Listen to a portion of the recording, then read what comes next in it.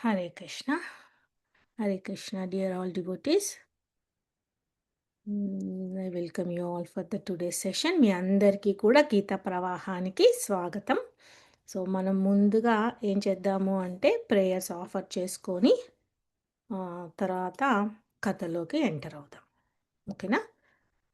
So మనకేంటంటే ఈ పురుషోత్తమ మాసానికి ముగించడానికి ఇంకా ఒక 2 రోజులు మాత్రమే ఉంది. సో దానిని యుటిలైజ్ చేసుకోవడానికి మనం అందరం కూడా ప్రయత్నం చేద్దాం. ॐ अज्ञानतिमिरान्धस्य ज्ञानाञ्जनशलाकया चक्षुरुन्मिलितं येन तस्मै श्रीगुरवे नमः। श्रीचैतन्यमनोभीष्टं स्थापितं येन भूतले स्वयं रूपा कथा मह्यं दधाति स्वपदान्तिकं। नमो विष्णुपादाय कृष्णप्रेष्ठाय भूतले श्रीमते भक्तिवेदान्त स्वामिनिति नामिने। नमस्ते सारस्वते देवे गौरवाणी प्रचारिणि निर्विशेषा शून्यवादे पाश्चात्यदेशतारिणि। जय श्री कृष्ण चैतन्य प्रभु नित्यानंद श्री अद्वैत गदाधर श्रीवासादि गौरभक्तवृंद। हरे कृष्णा कृष्ण कृष्ण हरे हरे, हरे राम राम राम हरे हरे। ॐ नमो भगवते वासुदेवाय। ॐ नमो भगवते वासुदेवाय। ॐ नमो भगवते वासुदेवाय। हरे कृष्ण। సో మనం ఏం చేద్దాము అని అంటే ఒక్కసారి ఒక 10 మినిట్స్ రీక్యాప్ చెప్పుకుందాము. సో కొత్త వాళ్ళు కూడా ఉన్నారు కాబట్టి మనం రీక్యాప్ చెప్పుకొని కథలోకి ఎంటర్ అవుదాము. సో మీకు స్క్రీన్ కనబడుతుందా? ఒక నిమిషం నేను షేర్ చేస్తాను. యాక్చువల్లీ షేర్ చేయలేదని. Okay. So okay. Radha Madan Mohan की जय, जय गुरुदेव की जय, जय श्रील प्रभुपाद की जय. సో గీతా ప్రవాహంలో మనము 3rd చాప్టర్లో ఉన్నాము. 3rd చాప్టర్ ఏంటి అంటే కర్మయోగము. సో ఈ కర్మయోగము మనము ఏం చెప్తోంది అని తెలుసుకుంటూ ముందుకు వెళ్దాము. సో గీతా మహత్యం శ్లోకము మనకి దీనికి చాలా ఉపయోగపడుతుందన్నమాట. ఏమిటి అంటే అది ఏకం శాస్త్రం దేవకీ పుత్రగీతం ఏకో దేవో దేవకీ పుత్ర ఏవ ఏకో మంత్రాస్తస్య నామాని యాని కర్మాపయేకం తస్య దేవస్య సేవా కర్మాపయేకం తస్య దేవస్య సేవా. సో మనకేంటంటే ఈ గీతా మహత్యము అంటే ఈ గీత ఏదైతే భగవద్గీత స్వయంగా ఆ శ్రీకృష్ణ పరమాత్మని నోటి నుండి వచ్చిన పాట అన్నమాట. సో అది ఏంటి అంటే అన్ని వేదాల సారాంశము. సో ఆ వేదాల సారాంశాన్ని మనం ఒక గీతంలాగా ఇక్కడ ప్రచురించారు ఆచార్యులు. అలాగే ఒకే దేవుడు ఉన్నాడు. అది ఎవరు అంటే ఆ దేవకీ దేవుని పుత్రుడు అంటున్నారు. అంటే మనందరికీ ఫస్ట్ టైం వింటూ ఉన్నప్పుడు అనిపించవచ్చు ఒకే దేవుడేంటి ఇక్కడ అనేది. సో అది మనకి పోను పోను తెలుస్తూ ఉంటుంది. ఎందుకంటే పూర్ణ పురుషుడు ఆ కృష్ణ భగవానుడు అని తెలియజేయడానికి గీతా మహత్యంలో ఈ శ్లోకాన్ని తీసుకున్నామన్నమాట. సో పూర్ణ పురుషుడు ఎలా అయ్యారు అని అంటే ఇప్పుడు మనము సహస్రనామాలు చదువుతూ ఉంటాము. తర్వాత మనము ఇంకా వేరే గ్రంథాలన్నీ కూడా చూస్తూ ఉంటాము. సో అక్కడేంటి అంటే ఉవాచ అని ఉంటుందన్నమాట. ఉవాచ అంటే ఎవరు పలికారు అని. సో, సహస్రనామంలో చూసినప్పుడు ఈశ్వర ఉవాచ. హ్మ్. తర్వాత అలా అని ఉంటుంది. తర్వాత భీష్మ ఉవాచ అని ఉంటుంది. అలాగే ఇక్కడేంటంటే ఈ భగవద్గీత స్వయంగా భగవాన్ ఉవాచ అని ఉంటుందనమాట. సో, మనకి వేదాల సారాంశం ఏం చెప్తుంది అంటే, శ్రీకృష్ణ పరమాత్ముని యొక్క రూపమే అది భగవంతుని స్వయం రూపము అని తెలియజేస్తుందనమాట. సో, అది తెలుసుకోవడానికి మనకి టైం పడుతుంది. కానీ ఏదైతే మనకి శాస్త్ర ప్రకారము నిర్దేశించబడిందో దానిని ముందుకు తీసుకొని మనం వెళ్తున్నామనమాట. సో, ఇంకా ఏం చెప్తున్నారు అంటే, ఏకో మంత్ర తస్య నామాని అని. అంటే ఒకే మంత్రం ఉంది. ఆ భగవంతుని నామాన్ని ఉచ్చరించడం అని చెప్తున్నారు. తర్వాత కర్మాపయేకం తస్య దేవస్య సేవ అంటే మనం కర్మ ఎలా చెయ్యాలి అంటే ఆ దేవదేవుడికి ప్రతినిత్యము సేవ ఆరాధన చేస్తున్నట్టుగా ఉండాలి అని ఈ గీతా మహాత్మ్యం మనకి ఎంఫసైజ్ చేస్తూ ఉందన్నమాట. అంటే నిర్ధారిస్తుంది. సో తర్వాత మనం ఏం ఏం నేర్చుకున్నాము అంటే భగవద్గీత లో ఉన్న ఒక ముఖ్యమైన 5 అంశాలు. ఈ 5 అంశాలు త్రూ ఔట్ ద భగవద్గీత మనకి ప్రతి చాప్టర్‌లో మనం రిలేట్ చేసుకోవాలనమాట. అప్పుడే మనకి ఈ తత్వశాస్త్రం గురించి అర్థమవుతుంది. లేకపోతే మనకి క్వెషన్స్‌తోని మిగిలిపోతుంది. సో, ఈ 5 అంశాలు ఏంటి అనంటే ఒకటి జీవుడు, తర్వాత ఈశ్వరుడు, ప్రకృతి, కాలము, కర్మ. సో, జీవుడు ఏమనుకోవాలి అనంటే నాకు ఈ మానవ జన్మ ఎలా వచ్చింది? నేనెవరిని? నేను ఎవరికి సంబంధించిన వారిని? అని అన్వేషణ సాగిస్తూ ఉంటారనమాట. సో, చాలా మట్టికి అనుకుంటారు జీవుడేంటంటే, నేను ఒక పలానా వాళ్ళ కూతురిని, లేదా పలానా వాళ్ళ అమ్మని, తర్వాత భార్యని, అలా అలా అని అనుకుంటూ ఉంటారు జీవుడు. కానీ ఇక్కడేం చెప్తున్నాడు అంటే, అది కేవలము ఈ భౌతిక శరీరానికి ఏర్పడిన ఒక బంధం. కానీ నీకు లోపల ఉన్న అంతరాత్మ అంటే ఏదైతే ఆత్మ పరమాత్మ రూపంలో ఉందో ఆ సోలు, దానికి ఏమి సంబంధం ఉంది అనే దానిని అన్వేషణ మనము స్టార్ట్ చేయాలన్నమాట.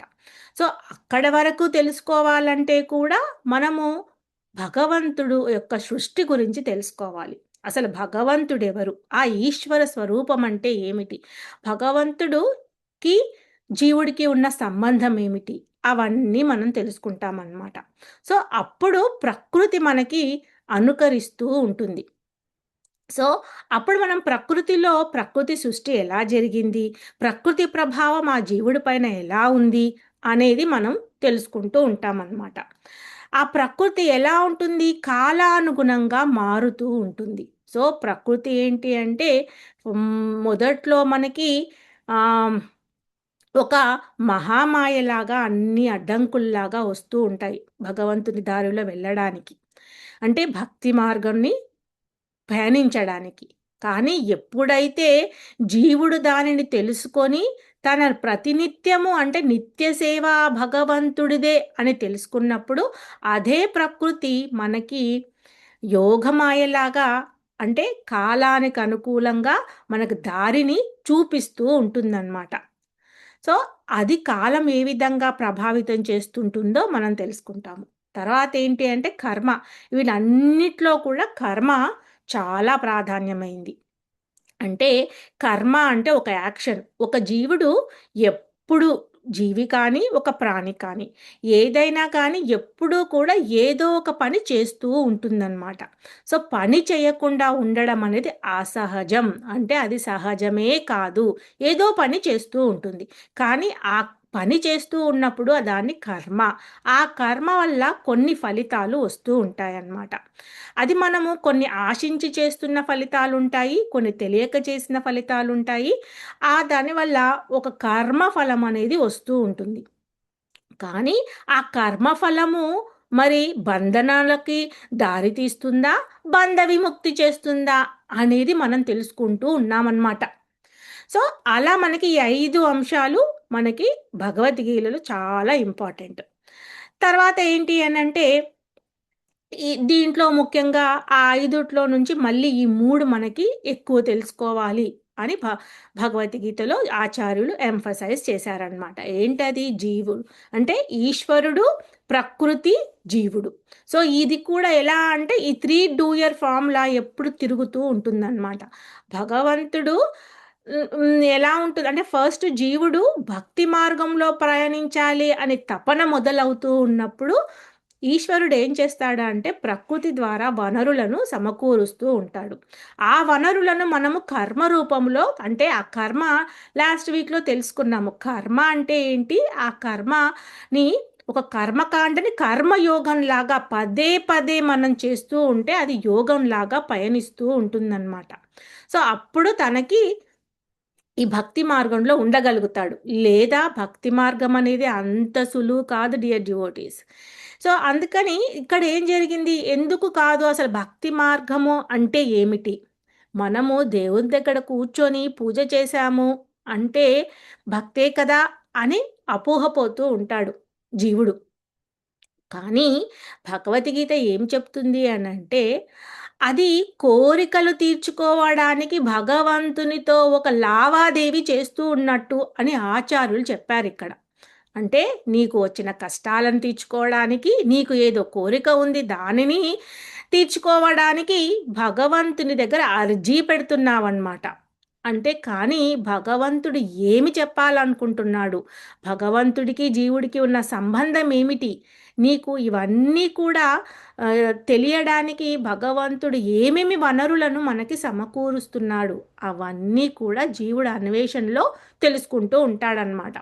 సో దాంట్లో మనం మొదటి చాప్టర్లో అంటే ఈ భగవద్గీతని 3 కాండాలుగా విభజించారని, మొదటి అంటే 18 చాప్టర్లని, మొదటి 6 చాప్టర్లను కర్మకాండ అని, లాస్ట్ 6 చాప్టర్లను జ్ఞానయోగమని, తర్వాత మధ్యలో ఉన్న 6 చాప్టర్లను భక్తి యోగమని మనం తెలుసుకున్నాము. సో మొదటి 6 చాప్టర్లో ఉన్న ఈ కర్మకాండనే కర్మయోగంలాగా మనకి అక్కడ ప్రచురించారు.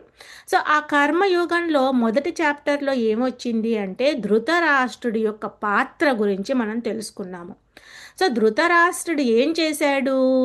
యుద్ధభూమిలో ఉన్న యుద్ధానికి సన్నిధి అయిన పాండవులను కౌరవులను చూసి సంజయుని ఒక ప్రశ్న అడిగాడనమాట. ఏమని ప్రశ్న అడిగాడు? నా పుత్రులు తర్వాత పాండురాజు అయిన పుత్రులు యుద్ధమున సమావేశమయ్యారు కదా, మరి వాళ్ళు అక్కడ ఏమి చేస్తున్నారు అని ప్రశ్న అడిగాడు. సో ఆ ప్రశ్నలో ఉన్న గూఢార్థం ఏంటో మనం చాలా చక్కగా తెలుసుకున్నాము. కానీ ఏం చెప్తున్నారంటే యుద్ధం చేయడం అంటే అప్పుడు మనకి ప్రశ్న అనేది రావాలి. సో సంజయుడికి ప్రశ్న వచ్చింది. ఏమని వచ్చింది? ధృతరాష్ట్రుడు అడిగాడు కదా యుద్ధం చేస్తున్నాడని, అలా చెప్పలేదు. ఓకే, ఎలా చెప్పారు సమాధానము అంటే సంజయుడు, ఇక్కడ యుద్ధం చేసే వాళ్ళు యుద్ధ రంగంలో ఉన్న వాళ్ళు యుద్ధం చేయడానికి తయారవుతున్న వాళ్ళు యుద్ధమే చేస్తారు కదా మహారాజా. మీరు అడిగిన ప్రశ్నలో నాకు ఎలాంటి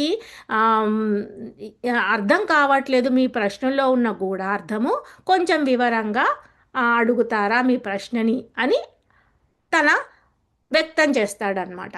అప్పుడు ధృతరాష్ట్రుడిలో ఉన్న ఏ విషయం మర్మం మనకి ఏమర్థమైంది అని అంటే, తనకి ఎక్కడ అని అంటే తన పుత్రులు ఎన్నో ఘోరమైన విషయాలు చిన్నప్పటి నుంచి చేస్తున్నారని, వాళ్ళు అధర్మపరులని తెలిసినా కానీ ఒక్క పుత్ర వ్యామోహంతో ఉన్నాడనమాట. అంటే వ్యామోహం ఎలాంటిది అంటే అది దానిని అహం అంటారు. అహం మమేతి. అది ఎలా అంటే నాది, నాకు, నేనే బాగుండాలి, నాకే కావాలి అనే విషయం అన్నమాట ఇక్కడ. సో అది ఎక్కడ వరకు వెళ్ళింది అని అంటే అధర్మపరులు అధర్మంగా రాజ్యాన్ని చేజిక్కించుకోవడమే కాకుండా ద్రౌపదిని వివస్త్రం చేసినప్పుడు కూడా ఏమీ మాట్లాడని పరిస్థితికి ఆ మయసభలో ఉండిపోయింది.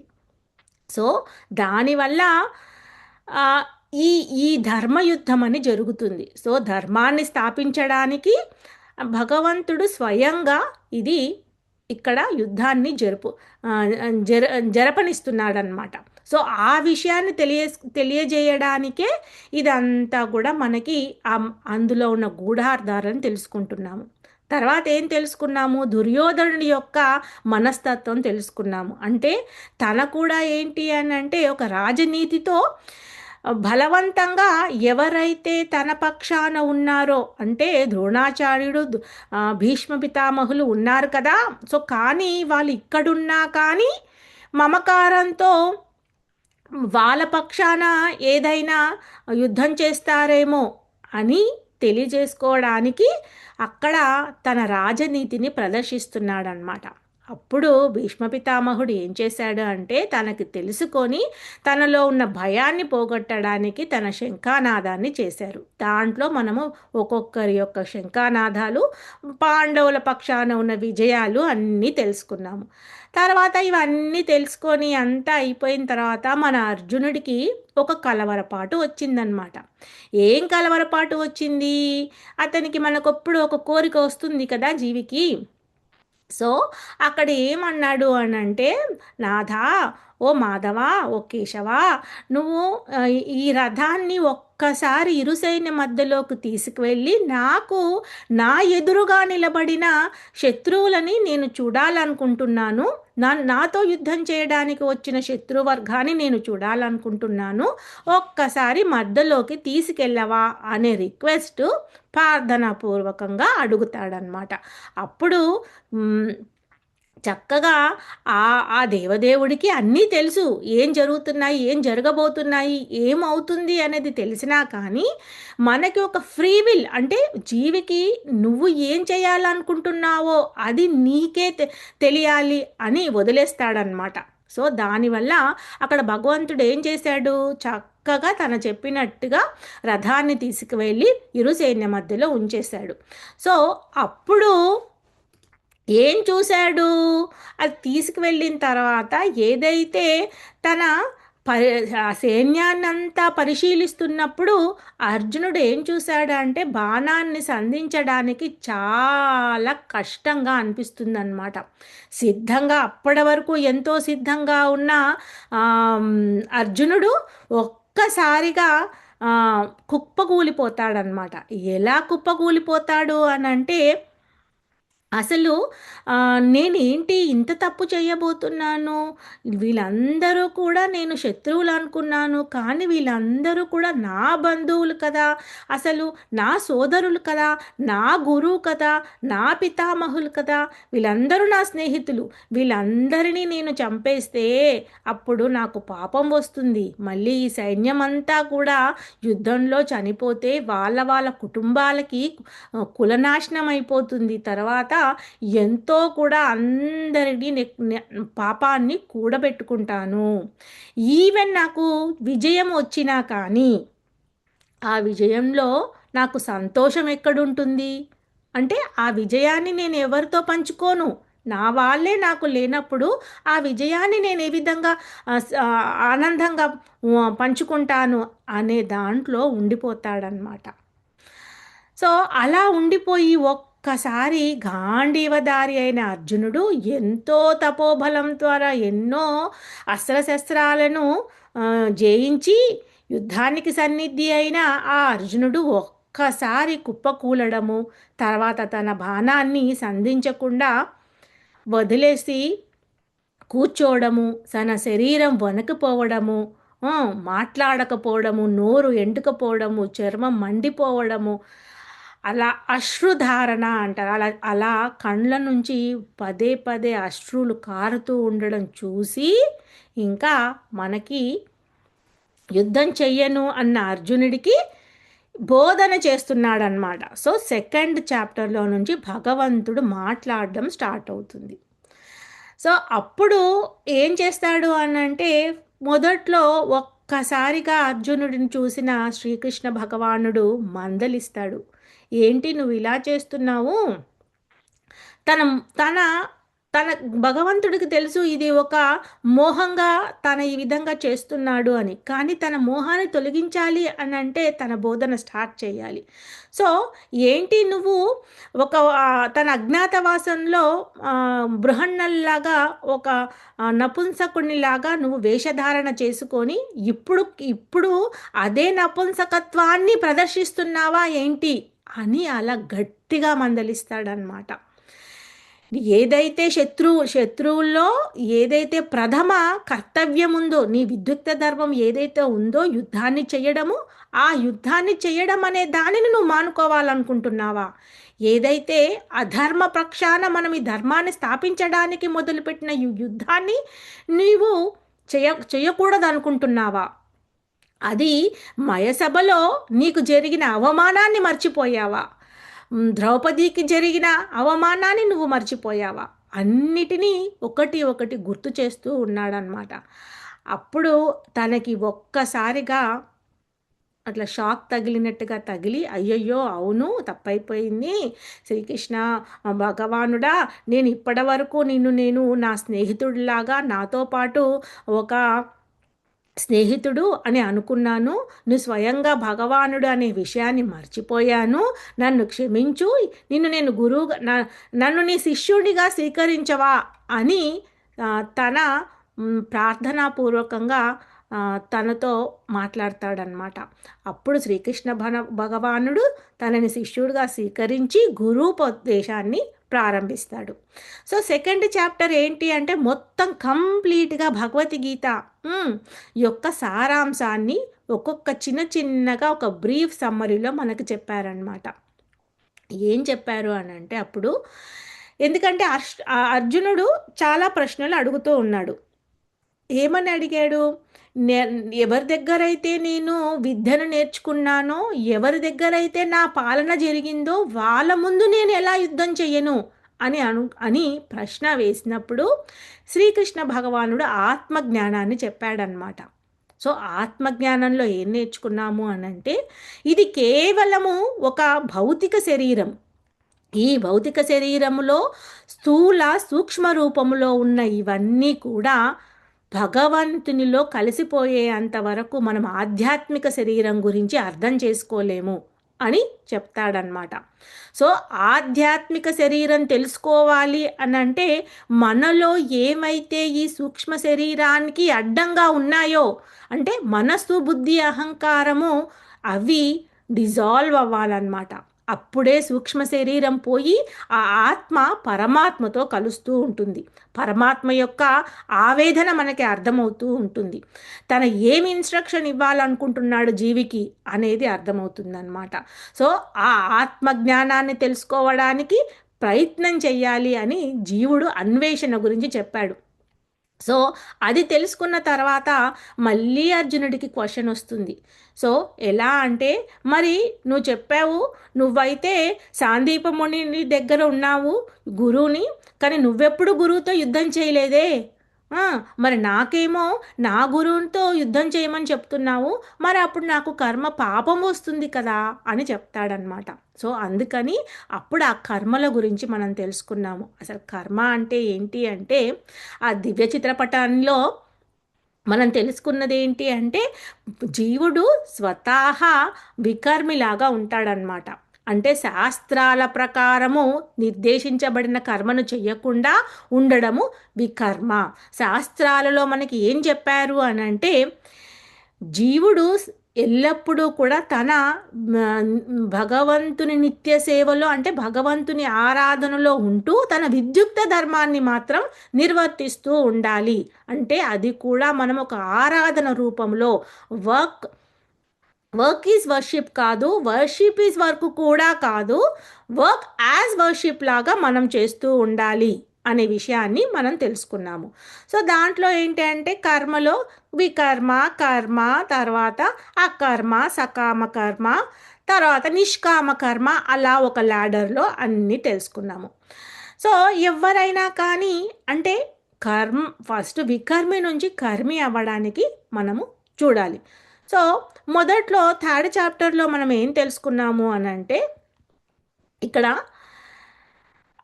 అర్జునుడికి ఒక ప్రశ్న వస్తుంది. సరే మరి కర్మ చేస్తే అంటే యుద్ధం చేస్తే పాపం వస్తుంది. నాకు విజయం వద్దు అని అనుకుంటున్నాము. ఈ విజయం వద్దు, నాకు పాపం వద్దు. నేను వెళ్ళిపోయి సన్యాసం తీసుకుంటాను. అని అనుకున్న అర్జునుడికి తన అంతా కూడా బోధన చేసి నువ్వు కర్మని చేసే అధికారం మాత్రమే నీకు ఉంది. కర్మ ఫలితాన్ని ఆశించే అధికారం నీకు లేదు అని భగవంతుడు చెప్పాడనమాట. సో అప్పుడు ఎలా చెప్పాడు అంటే నీవు యుద్ధం చేయడం వల్ల విజయం వచ్చిందనుకో, అప్పుడు నీకు రాజ్యప్రాప్తి వస్తుంది.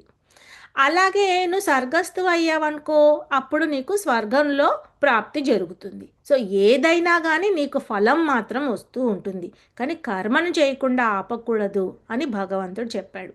సో దానికి మళ్ళీ ఇదంతా అయిన తర్వాత వాళ్ళిద్దరిలో వాదోపవాదాలు సంవాదాల్లాగా వెళ్ళిపోయిన తర్వాత నాకు ఈ అర్థశాస్త్రము, ధర్మశాస్త్రము, న్యాయశాస్త్రాలు ఇవన్నీ వివరించిన తర్వాత కూడా అర్జునుడికి ఒక ప్రశ్న వస్తుంది. ఎలాంటి ప్రశ్న? నేను కర్మను చెయ్యను, నువ్వు చెప్పావు కర్మ చేయమంటున్నావు, మళ్ళీ సన్యాసం కూడా అంటే వైరాగ్య భావంతో కర్మ చెయ్యాలి అని కూడా అంటున్నావు. ఇదంతా ఎందుకు బాబోయ్? నేను అసలు కర్మ చేయను, యుద్ధము చేయను, నాకు ఈ రాజ్యము వద్దు, ఏమీ వద్దు, నేను విడిచేసి చక్కగా అడవికి వెళ్ళిపోయి సన్యాసం పుచ్చుకొని అడవికి వెళ్ళిపోతాను అని అనుకుంటాడనమాట. అనుకొని అడుగుతాడు, అప్పుడు కర్మ చేయనా, కర్మను త్యాగం చేయనా? అంటే అసంగత్యము అంటే కర్మను త్యాగం చేయడము, సన్యాసం తీసుకోవడమా అని అడిగినప్పుడు భగవంతుడు చెప్తాడనమాట. అంటే సన్యాసము తీసుకోవడము అంటే జ్ఞాన మార్గము. సో జ్ఞాన మార్గము, కర్మ మార్గములలో కూడా మనము భగవంతుని చేరుకునే అవి రెండు యోగ పద్ధతులు. కానీ ఎప్పుడైతే ఒక జీవుడు పరిపక్వత చెందడో, అంటే తనలో ఉన్న ఇంద్రియార్థములలో పూర్తిగా వైరాగ్యము రాదో, అది మిథ్యాచారిలాగా ప్రవర్తన అవుతూ ఉంటుంది. అందుకని ఇప్పుడు నువ్వు దీనిని ఏదైతే నీకు క్షత్రియ ధర్మము ఉందో యుద్ధం చేయడము, ఆ యుద్ధం చేయడమే ఇప్పుడు అది సరి అయిన పని అని భగవంతుడు చెప్తూ కర్మ చెయ్యి అని తనని ప్రేరేపిస్తున్నాడనమాట. సో అంటే ఇక్కడ మనకి తెలుసుకోవాల్సిన అవసరం ఏముంది అంటే మార్గాలు రెండు ఉన్నాయి, కర్మయోగము ఉంది, జ్ఞానయోగం ఉంది. కానీ మనం తెలుసుకున్నాము ఏంటి? కర్మయోగంలో నుంచి భగవంతుని చేరుకోవాలి అని అంటే మనలో ఉన్న శత్రువులను మనం జయించాలి. బాహ్యంగా ఉన్న శత్రువుల కన్నా అంతరంగా ఉన్న శత్రువులను జయించాలి. అంటే అంతఃకరణ శుద్ధి జరగాలి. ఆ అంతఃకరణ శుద్ధి ఎలా జరగాలి అంటే కామక్రోధ లోభ మోహ మదమాశ్చర్యాల గురించి మనం తెలుసుకోవాలి, వీటిని జయించాలి. అప్పుడు మనం జయిస్తేనే మనకు దారి కనబడుతూ ఉంటుంది. కానీ కలియుగంలో ఉన్న జీవి మందబుద్ధి, తర్వాత అల్పాయుషుడు. అలాంటి అల్పాయుషుడు బుద్ధితో ఉన్న జీవుడికి ఏమీ అంతఃకరణ శుద్ధి చేసుకుంటాడు? అది చేసుకునే వారికే పుణ్యకాలం కాస్త గడిచిపోతుంది. సో అందుకని మనం కర్మ గురించి తెలుసుకుంటూ ఒక ఎవరైతే ఆల్రెడీ భక్తి మార్గంలో ఉన్న భక్తుల సాంగత్యంతో మన భక్తిని మనం స్టార్ట్ చేస్తామన్నమాట. సో అప్పుడు ఏమవుతుంది అంటే అది దాంట్లో 9 స్టేజెస్ ఉన్నాయి. ఆ 9 స్టేజెస్ ఏంటి అని చెప్పారు అని అంటే అది దైవీ వర్ణాశ్రమ పద్ధతిలో మనం చేస్తూ ఉండాలి. అది ఫస్ట్ ఏంటంటే మనకు ఒక దృఢ శ్రద్ధ కలగాలి. దృఢ శ్రద్ధ అంటే శ్రద్ధ కలగడము భగవంతుని యొక్క సుకృతి ఉన్నప్పుడు మనకి శ్రద్ధ అనేది కలుగుతూ ఉంటుంది. అది అంత ఈజీగా రాదు డియర్ డివోటీస్. ఆ హియరింగ్ అనేది ఫస్ట్లో ఎలా ఉంటుంది అంటే క్రమహీన దశలో ఉంటుంది. అంటే ఆడుతూ పాడుతూ ఏదో ఇది చెప్పారు కదా, వాళ్ళు చెప్పారు కదా, వీళ్ళు చెప్పారు కదా, మనం కూడా తెలుసుకుందాము కదా అనే దాంట్లో అలా ప్రయత్నం చేస్తూ ఉంటాడనమాట. అది కూడా అట్లీస్ట్ ఏంటంటే చేస్తున్నాడు. అలా క్రమహీన దశలో ఉన్న ఆ జీవుడు పదే పదే దాన్ని యోగ పద్ధతిలో చేయడం ద్వారా క్రమశుద్ధ దశకి చేరుకోవడానికి ప్రయాణాన్ని సాగిస్తూ ఉంటాడనమాట. అప్పుడు ఆ దృఢమైన శ్రద్ధ అంటే ఒక ఆహ్, అచంచలమైన విశ్వాసము ఉన్నప్పుడు మనకి ఈ దారులన్నీ కనబడుతుంటాయన్నమాట. ఆ దారిలో కనబడడానికి సాధు సంఘం మనకి అవసరం. తర్వాత భజన క్రియ జరుగుతూ ఉండాలి. ఆ సాధు సంఘంలో భజన క్రియ అంటే ఇష్టాగోష్ఠి రూపంలో మనకి ఏవైతే ప్రశ్నలు ఉన్నాయో అవన్నీ కూడా జరుగుతూ ఉండాలన్నమాట. అప్పుడు అనర్థ నివృత్తి బయటపడుతూ ఉంటుంది. అంటే అప్పుడు ఎలాంటిదంటే మనలో ఉన్న ప్రవృత్తులు బయటకొస్తాయన్నమాట. ప్రవృత్తులు బయటికొచ్చినప్పుడు అవి ఎన్ని అనర్థాలను బయటికి తీస్తున్నాయి అనేది అవతలి ఒడ్డులో ఉన్న జీవికి అర్థమవుతూ ఉంటుంది. అలా ప్రవృత్తులను మనం తెలుసుకొని దానిని పదే పదే చేయడం ద్వారా నిష్ఠ, రుచి, ఆసక్తి వైపుకు పయనిస్తామన్నమాట. హ్మ్. నిష్ఠ అంటే ఇంకా కదలకుండా కూర్చొని అలాగే మనం చేస్తూ ఉండడం. తర్వాత అది రుచి కలిగితేనే కదా పదే పదే చేస్తాము. అలా రుచి కలుగుతూ ఉంటుంది. ఇంకా ఇంకా అంటే అతోతో బ్రహ్మ జిజ్ఞాసి అన్నట్టుగా భక్తుడికి ఎలాంటి ఆశ కలుగుతుందంటే ఆ భగవంతుడిని ఇంకా సేవించుకోవాలి, తన మన్నన ఇంకా తెలుసుకోవాలి అనే ఆసక్తిలో ఉండిపోయి ఆ భావాన్ని వ్యక్తం చేస్తూ ఉంటాడనమాట. అప్పుడు భగవంతుని యొక్క ప్రేమ ఆ జీవుడికి ప్రాప్తిస్తుంటుంది. సో ఇది భక్తి మార్గంలో ఉన్న స్టేజెస్ అన్నమాట. సో అలా మనం తెలుసుకున్న తర్వాత ఏం చేసాము, లాస్ట్ వీక్లో యజ్ఞచక్రం గురించి తెలుసుకున్నాము. యజ్ఞచక్రంలో ఏం చెప్పారు అని అంటే మనకి కంప్లీట్గా ఆ యజ్ఞచక్రానికి వెళ్దాం ఒక్క నిమిషం. సో ఏం చెప్పారు ఇక్కడ అంటే ఆ కృష్ణుడు పూర్ణ పురుషుడైన భగవానుడు నుండే ఈ వేదాలు శాస్త్రాలు అన్నీ కూడా వచ్చాయి. సో దాంట్లో మనకి ఏం చెప్పారు, యజ్ఞము తర్వాత తపస్సుల గురించి చెప్పారు. సో దానివల్లనే మనకి వర్షాలు కురుస్తాయి. ఆ వర్షాల ద్వారా ధాన్యం ఉత్పత్తి అవుతుంది. ధాన్యం వల్ల జీవరాశులన్నిటికీ కూడా ఆహారం సమకూరుస్తుంది. మళ్ళీ ఆ జీవరాశులు ఏం చేస్తారు, దానిని నైవేద్య రూపంలో భగవంతుడికి సమర్పించుకుంటూ ఉంటాడు. ఇది జనరల్గా మనము కామన్గా తెలుసుకున్న యజ్ఞచక్రం. కానీ ఇక్కడ యుద్ధ రంగంలో మరి అర్జునుడికి ఏమి యజ్ఞచక్రం గురించి చెప్పాడు అనేది మనం అది కూడా ఒక్కసారి తెలుసుకుందాం. ఏం చెప్తున్నాడు ఇక్కడ, యుద్ధభూమి అనేది ఒక యజ్ఞకుండం అన్నమాట. ఆ యజ్ఞకుండంలో అర్జునుడి యొక్క క్రోధము అగ్నిలాగా ప్రవహిస్తూ ఉంది. ఆ క్రోధమే ఒక్క నిమిషంగా అది కుప్పకూలినప్పుడు భగవంతుడు దాని అగ్నిని ప్రజ్వలింపజేస్తున్నాడు. దేనితో, చువ్వతో. అంటే మనం ఆ చువ్వ ఏదైతే కట్ట ఉంటుందో ఆ చువ్వతో అగ్నిని మనము ఆ ఆహుతికి వేస్తూ ఉన్నప్పుడు భగవంతుడు అన్నీ గుర్తు చేశాడనమాట. ఇప్పటి వరకు ఏదైతే జరిగింది అనే దానిని తనకి గుర్తు చేస్తూ తన బాణాల యొక్క శక్తిని మళ్ళీ పుంజుకొచ్చేటట్టు చేస్తున్నాడనమాట. సో అందుకని అప్పుడే ఆ యజ్ఞ ప్రయోజకుడు కూడా కృష్ణుడే. అంటే కృష్ణుడికే వెళ్తుంది. అది ఏం జరుగుతుంది అనే దానికి అక్కడ మనకి వివరించారు. తర్వాత ఆచార్యులు కూడా మనకి ఇంకా ఇంకా ఏం చెప్పారు అంటే ఈ సంకీర్తన ఏదైతే భగవంతుని నామాన్ని మనము యజ్ఞానాం జపయజ్ఞోస్మి అన్నారు. అంటే ఆ జపము ఒక యజ్ఞం లాగా మనం చెయ్యాలన్నమాట. సో ఒక్క రౌండ్ చేస్తూ ఉండడము అది ఒక యజ్ఞం.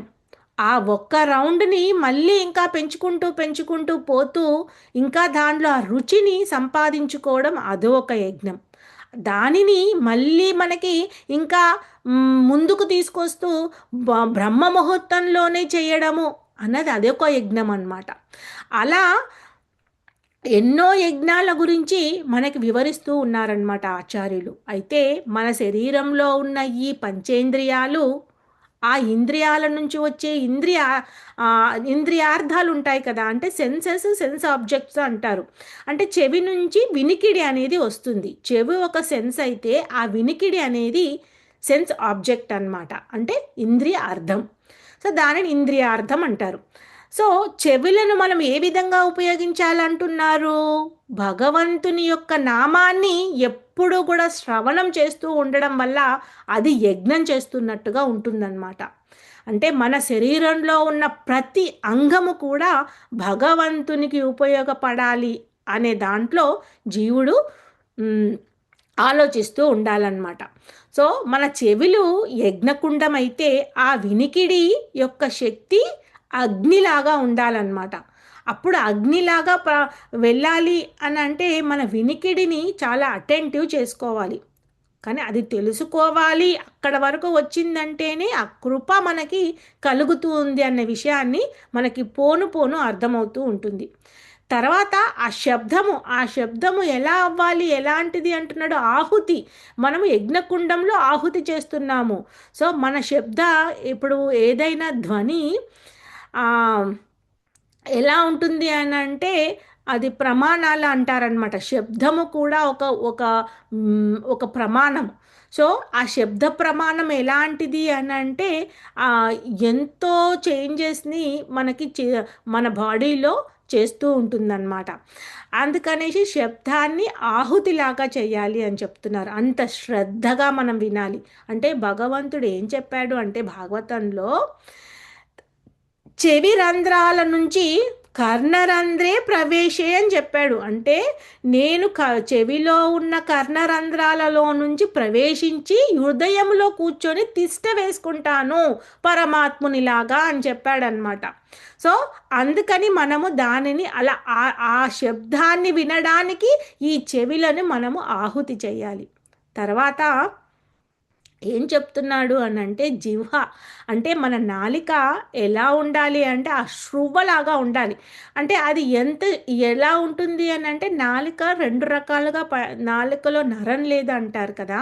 సో నాలికతో మనము గ్రామ్య కథలకి వినుకుంటూ మనం వేరే పనులు కొంతమంది చాలా సాత్వికంగా ఉంటూ ఎన్నో పనులు చేస్తూ ఉంటారు. కానీ తనకి స్టిల్ మనం ఫస్ట్లోనే చెప్పాం కదా, భగవంతుని దగ్గర అర్జీ పెట్టి భగవంతుడా నాకు ఇప్పుడు ప్రస్తుతానికి ఈ కోరిక ఉంది, ఈ కోరికను తీర్చవా అని అనడము కూడా అది ఒక అర్జీ అవుతుందన్నమాట. కానీ అక్కడ వరకు అట్లీస్ట్ ఏంటంటే అది సకామకర్మలో మనం అందరం సకామకర్మలోనే ఉన్నాము. కానీ జీవి వికర్మ ఏంటో తెలుసుకొని కర్మకాండ వైపు పయనిస్తూ సకామకర్మ తెలుసుకొని నిష్కామ కర్మ గురించి తెలుసుకుంటున్నాం ఇక్కడ. అంటే కర్మ నేను చేస్తూ ఉంటాను, కర్మ ఫలితం గురించి నేను పట్టించుకోను అనే విషయం అన్నమాట. సో ఇక్కడ జిహ్వ అనేది ఏంటి అంటే భగవంతు నామాన్ని ఉచ్చరిస్తూ భగవంతుని సేవ చేసుకుంటూ భగవంతుని మాటలే మాట్లాడుకోవడం నాలుక యొక్క యజ్ఞం. అదే నాలుకతో మనం ప్రసాదం తీసుకోవడం ద్వారా అది మనకి ఉపయోగపడుతూ ఉంటుందన్నమాట. కానీ అదే నాలుకతో మనల్ని ఎవరినైనా మనం దూషించడం కానీ అదే నాలుకతో మనము గ్రామ్య కథలలో ఎక్కువ మక్కువ చూపడం వల్ల కూడా ఆ యజ్ఞంలానికి అవరోధాలు అనేది కలుగుతూ ఉంటాయన్నమాట. సో ఇవన్నీ చేస్తున్నప్పుడు మనకు ప్రాప్తించేదేంటి? స్వయంగా ఆ రాధాకృష్ణుల యొక్క ప్రేమ అన్నమాట. ఇది మనకి ఆచార్యులు తెలియజేశారు. సో ఇప్పుడు ఈరోజు కథలో మనం ఏం తెలుసుకుంటాము అని అంటే ఆ జీవుడు ఇలా ఇవన్నీ చెయ్యడానికి సరి అయిన ఉదాహరణ ఏ విధంగా నెలకొల్పాలి అనే విషయాన్ని మనం తెలుసుకుంటాము. అవి ఎక్కడి నుండి అంటే 17 నుంచి 35 శ్లోకాల వరకు. మనం ఏంటంటే ఈరోజు శ్లోకాలు చాలా ఉన్నాయి కాబట్టి సారాంశం మాత్రం తెలుసుకుందాం. ఏదైనా ఇంపార్టెంట్ శ్లోకం ఉంటే అది చదువుదాం.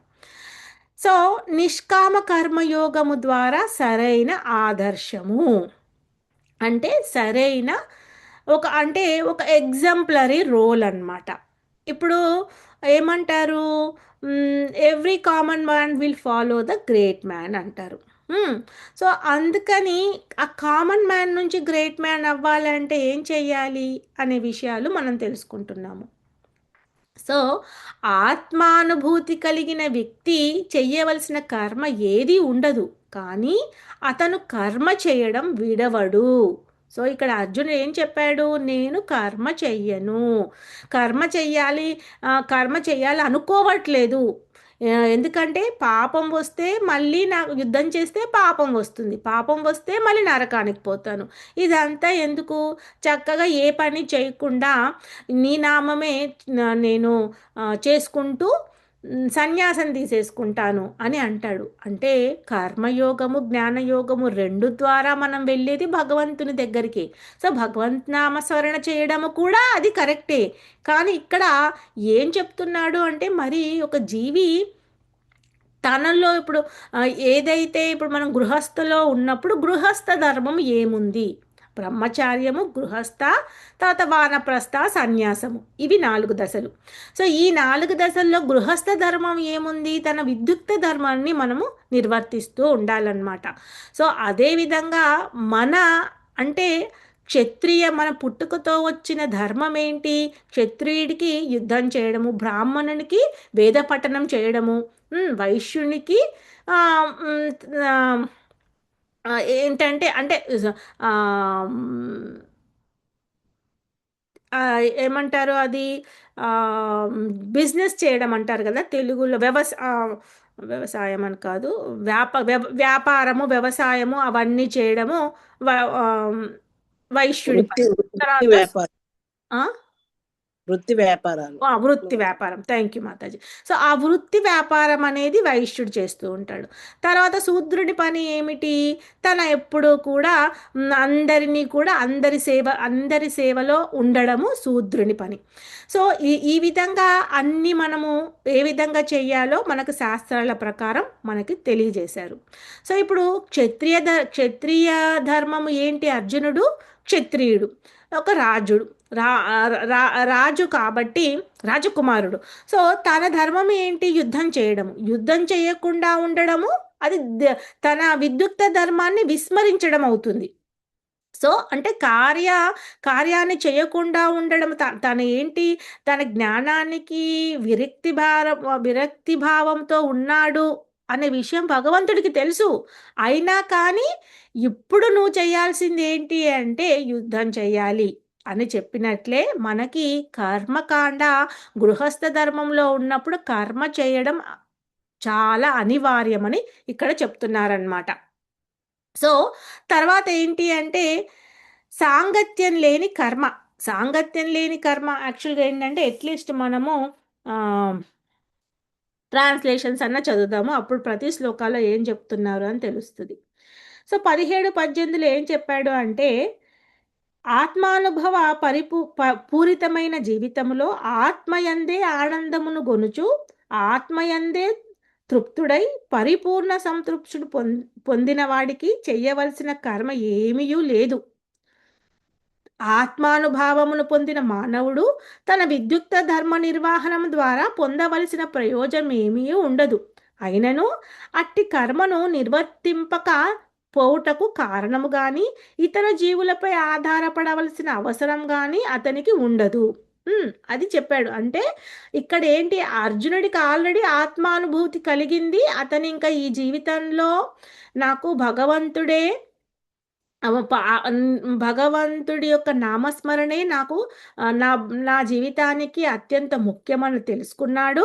ఆ తర్వాత ఏంటి అంటే ఈ శరీరము భౌతిక శరీరం అని తెలుసుకొని అతనికి ఈ భౌతిక శరీరాన్ని వదిలిపెట్టి ఆధ్యాత్మిక శరీరాన్ని నేను తీసుకోవాలి అని అనే ఆలోచన వచ్చి సన్యాసం తీసుకుంటాను అని అడిగాడు. దాంట్లో తప్పేమీ లేదు, చాలా కరెక్ట్. కానీ భగవంతుడు మనందరికీ తెలియజేయడానికి ఇవన్నీ చెప్తున్నాడంట.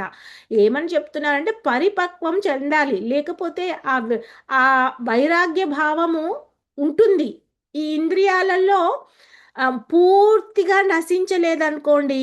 మనము ఆ సౌభారముని స్టోరీ విన్నాము.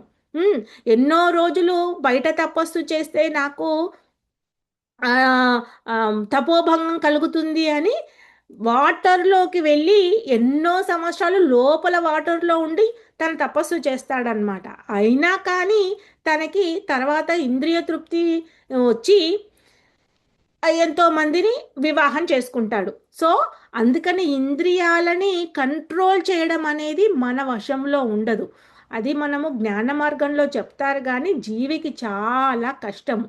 అందుకని ఇంద్రియాలని మనం కంట్రోల్ చెయ్యకుండా వాటిని ఎంగేజ్ చేస్తామన్నమాట. అంటే ఎప్పుడూ కూడా మన భగవంతుని సేవలో దాన్ని ఉంచడం వల్ల అంతటా అవే మ్, ఏమైపోతాయి అంటే వంగిపోతాయి, మ్, మ్, క్షీణించిపోతాయి అని అర్థం.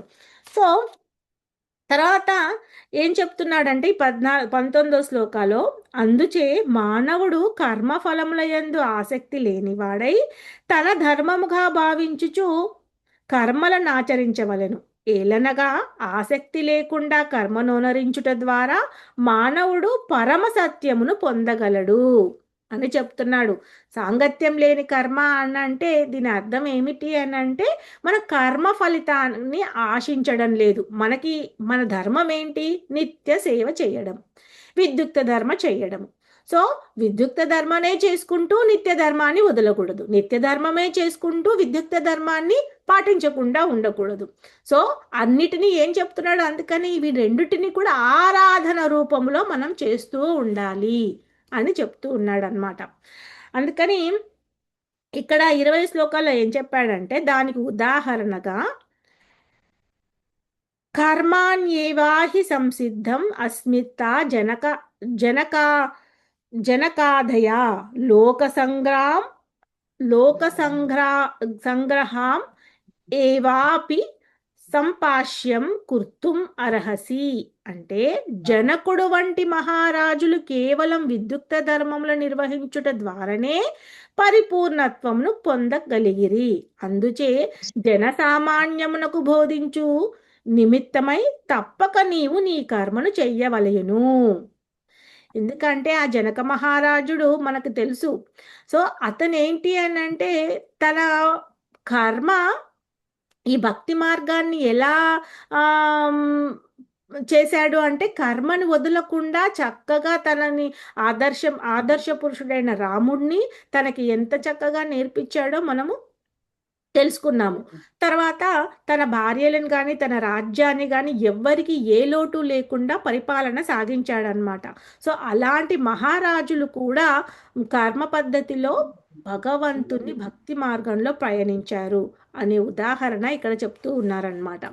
సో అందుకని ఇక్కడ ఏం చెప్పారు అని అంటే ఒక ఎగ్జాంపుల్, టీచర్ ఏం చేస్తూ ఉంటుంది అని అంటే పిల్లలకి చెప్పడానికి ఏబిసిడీలు మళ్ళీ మళ్ళీ చెప్తూ ఉంటుందన్నమాట. ఏ బి ఆ ఆ అని మనం చెప్తూ ఉంటాం కదా పిల్లలకి పదే పదే. దాని అర్థం ఏంటి అని అంటే ఆ టీచర్కి మళ్ళీ ఏబిసిడీలు నేర్చుకోవాలని కాదు, అంటే పిల్లలకి నేర్పించడానికి తన ప్రయత్నం చేస్తూ ఉందన్నమాట. అట్లాగే ఇక్కడ అర్జునుడి ద్వారా అర్జునుడు ఎంతో యోగ్యుడు, ఆత్మాభిభూతి ఆల్రెడీ తెలిసింది, వైరాగ్యంలో ఉన్నాడు అని తెలుసుకున్నా కానీ ఇప్పుడు మనందరికీ కూడా కర్మయోగం గురించి తెలుసుకోవడానికి తనకి కర్మం చేయమని చెప్తున్నాడు అనమాట. సో తర్వాత ఇంకా ఏం చెప్తున్నారు అని అంటే ఇది కూడా చాలా ఇంపార్టెంట్ శ్లోకం. ఏంటంటే యద్యథాచరతి శ్రేష్ట తత్ శ్రేష్టాస్తత్ర దేవతరో జనః సాయత్ ప్రమాణం కురుతే లోకాస్తనువర్తతే. అంటే మహానీయుడైన వ్యక్తి ఎట్టి కార్యములను చేయునో వానిని సామాన్య జనులు అనుసరింతురు. తన ఆదర్శప్రాయ కర్మము ద్వారా దేనిని అతడు ప్రమాణంగా నిర్ణయించునో దానినే లోకమంతయు అనుసరించును. ఓకేనా? సో సామాన్య జనులు ఇప్పుడు మనకి శ్రీల ప్రభుపాదులు ద్వారా శ్రీల ప్రభు డియర్ డివోటీస్ మీరు మ్యూట్ చేసుకోండి. అయితే ఏంటి అంటే ఇప్పుడు మనకి శ్రీల ప్రభుపాదుల ద్వారా మనకి ఇప్పుడు మనం ఇక్కడ కూర్చొని చక్కగా భగవద్గీతను చదువుకుంటూ దాన్ని చర్చించుకుంటూ మనము మన జీవితాన్ని పరివర్తన రూపంలో పయనించడానికి మనము అడుగులు వేస్తూ ఉన్నాము. సో అప్పటి వరకు మనకి ఏంటి అని అంటే ఇప్పుడు భగవంతుడు ఈ కలియుగంలో ఎంతగా జీవులు తన ఇంద్రియ తృప్తి గురించి సమయాన్ని వెచ్చిస్తున్నారు అని అంటే అది మనం దాని గురించి చెప్పుకుంటూ పోతే మనకి టైం సరిపోదు. సో అందుకని ఏంటి అంటే భక్తి మార్గము శ్రేష్టము అని తెలుసుకున్న వ్యక్తి ఇంకా టైం వేస్ట్ చేయడనమాట. సో టైం వేస్ట్ చేయకుండా తన ఆ భక్తి మార్గంలో ముందుకు వెళ్ళడానికి ప్రయాణం చేస్తూనే ఉంటాడు. సో ఎన్నో అడ్డంకులు వచ్చినా కానీ దానికి ఆ అడ్డంకులలో ఆ అడ్డంకులు ఒకటి ఒకటి ఒకటి తీర్చుకుంటూ ప్రయాణం అనేది సాగుతూ ఉంటుంది. ప్రభుపాదులు తన ఆ, ఈ 75 సంవత్సరాల ప్రయాణ తన గురువులు ఇచ్చిన మాటకి నువ్వు పాశ్చాత్య దేశాలకు వెళ్ళి ఈ యొక్క భక్తి మార్గాన్ని చాటి చెప్పు అని అన్నప్పుడు 75 సంవత్సరాలు వచ్చాక ఎవరండి ఛాలెంజెస్ తీసుకుంటారు? ఆ ఏముందిలే, నేనెందుకులే, నా తర్వాత ఇంకెవరో వెళ్తారులే అని అనుకుంటూ ఉంటారు. కానీ తన గురువు యొక్క ఆదేశాన్ని తీసుకొని చాలా చక్కగా ఎంతో అప్పుడు 1975లో, సో అది ఎప్పుడు జరిగింది? అప్పుడు అంతా కూడా ఒక బోటు ప్రయాణం ద్వారా వచ్చి ఒక ట్రంక్ పెట్టెలో ఒక కనీసము ఒక $4-5 కూడా అతని చేతిలో లేవన్నమాట. వాటిని ఎక్కువ డబ్బులు కూడా తీసుకోకుండా అలా తీసుకొని వచ్చి తన ఆ షిప్లో కూడా తనకి 3 సార్లు హార్ట్ అటాక్ వచ్చిందంట. చలికి తట్టుకోలేక, బాడీకి సరి అయిన ఫుడ్ లేక, సరైన ఆదరణ లేక, ఎన్నో కష్టాలు ఉన్నా కానీ తిరిగి వెళ్ళలేక అతను మళ్ళీ ఆ పాశ్చాత్య దేశాలకు వెళ్ళి, ఆ పాశ్చాత్య దేశాల్లో ఇక్కడ మరీ ఎలా అంటే ఇప్పుడు ఎన్నో అంటే ఎంటైర్ వరల్డ్ హరినామ సంకీర్తన గురించి మారు మోగుతుంది. కానీ అప్పుడు దీని గురించి ఎవ్వరికీ తెలీదు.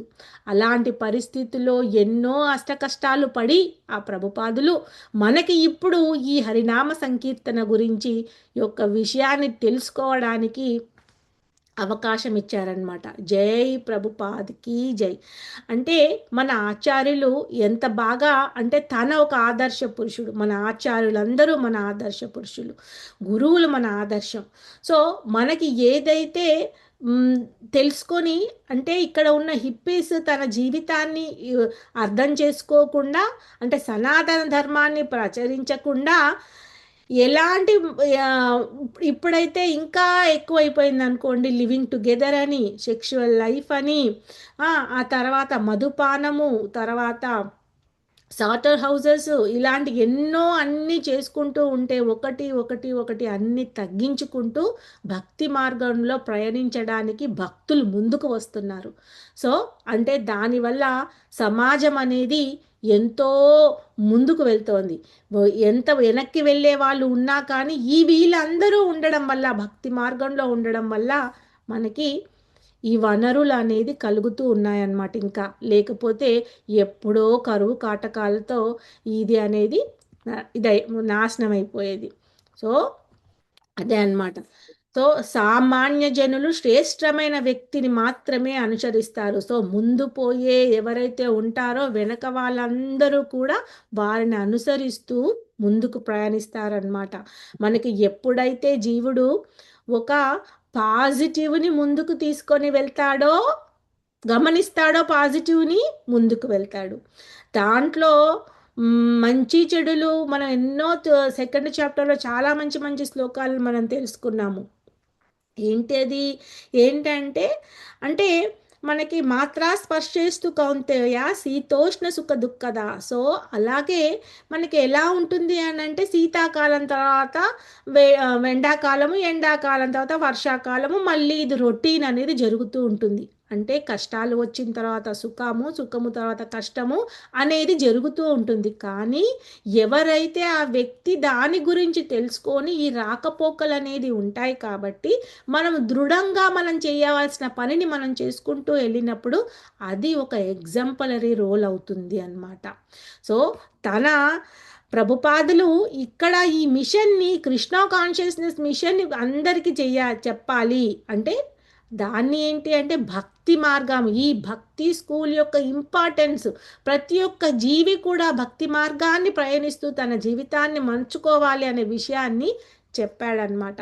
అప్పుడు దానికి ఒక స్టోరీ కూడా మన ఆచార్యులు చెప్తారు ఇక్కడ. ఏమని చెప్తారా అని అంటే, అందరూ కూడా అక్బర్ బీర్బల్ స్టోరీ మనకు తెలుసు. సో అక్బర్ దగ్గర ఆ బీర్బల్ ఎంత చురుగ్గా అన్ని సలహాలు ఇస్తూ ఉంటే, ఒకసారి ఏంటంటే ఆ పరిష దేశానికి సంబంధించిన ఒక వ్యక్తి వచ్చి రాజుని అంటాడంట అక్బర్ని. అప్పుడు బీర్బల్ ఉండడు. సో రాజుని ఏమని చెప్తాడు అని అంటే, రాజా రాజా మీ దేశంలో బీర్బల్ అనే ఒక ఆయన ఉంటాడని నేను విన్నాను. ఆయన చాలా చురుగ్గా పనులు చేస్తాడు, చాలా తెలివిపరుడు అని తెలిసింది. సో మా పరిసర రాజానికి పంపరా, మా రాజు ఒకసారి తనని కలిసి సన్మానం చేయాలి అని అనుకుంటున్నారు తన తెలివితేటలకి అని చెప్తాడనమాట.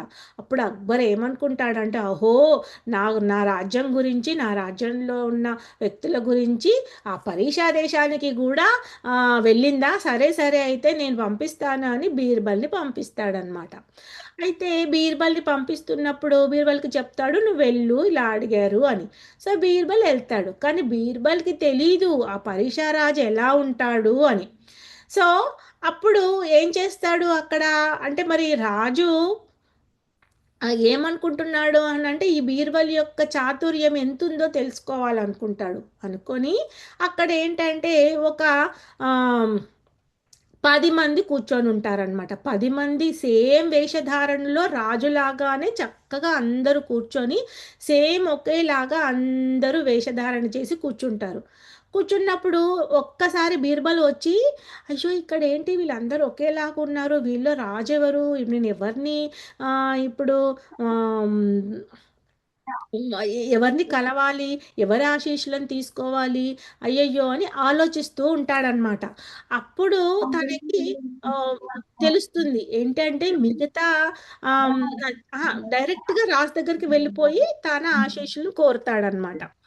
అప్పుడు రాజు అంటాడు, అదేంటి ఇంతమంది ఉన్న దాంట్లో నువ్వు ఆమ్, ఎవరో అన్మ్యూట్ చేశారు, ఒక్క నిమిషం మ్యూట్ చేద్దాము.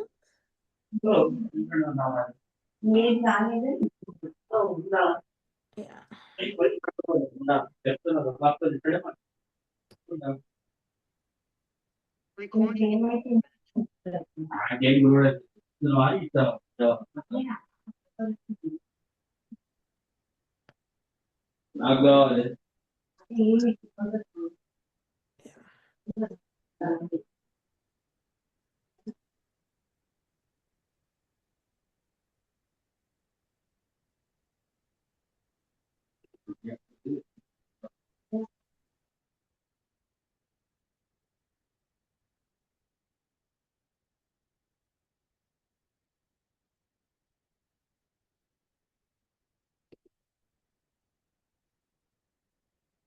సారీ డివోటీస్, మధ్యలో మీరు మ్యూట్ చేసుకోండి. సో ఇప్పుడు మనకి ఆమ్,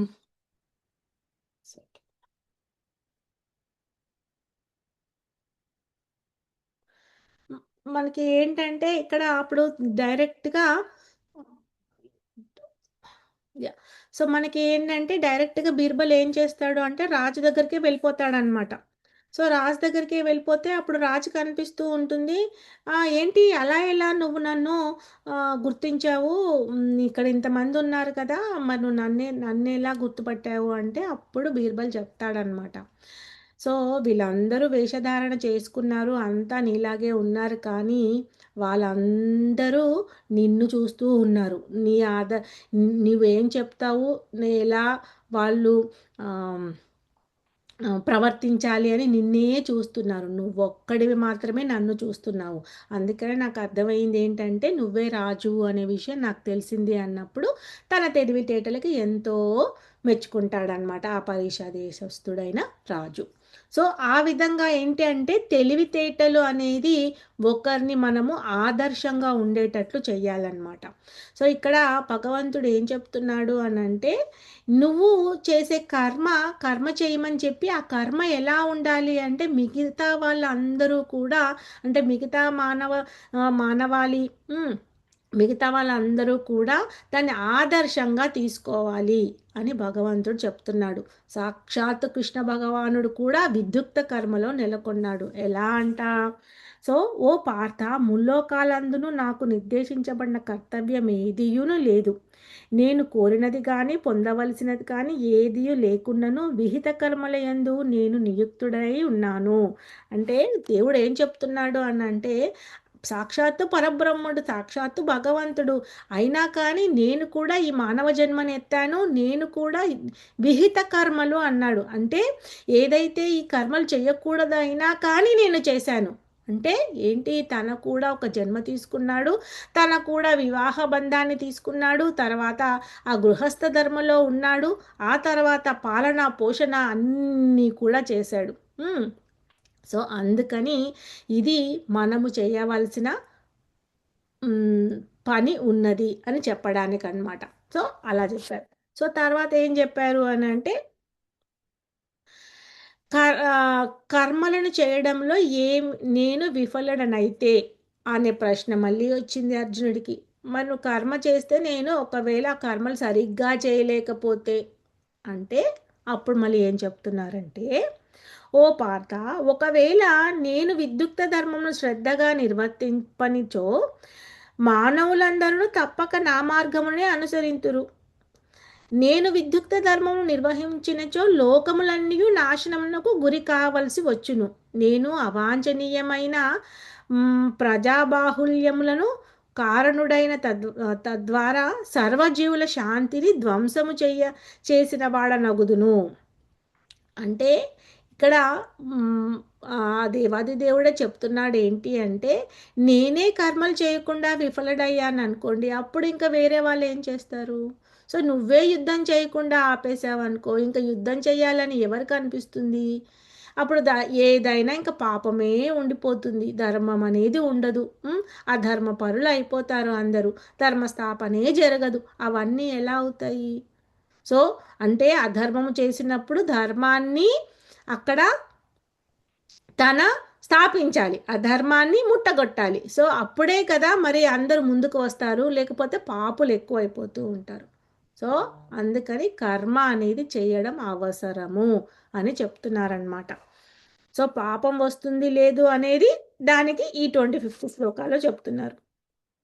పామరులు అంటే సఖ్య, పామరులు కర్మఫలములందు ఆసక్తులై తమ కర్మనొనరించినట్లు విద్వాంసుడైన వాడు సామాన్య జనులను ధర్మ మార్గముల వర్తింపజేయుటకై ఆసక్తి రహితముగా విహిత కర్మలను ఆచరించవలెను.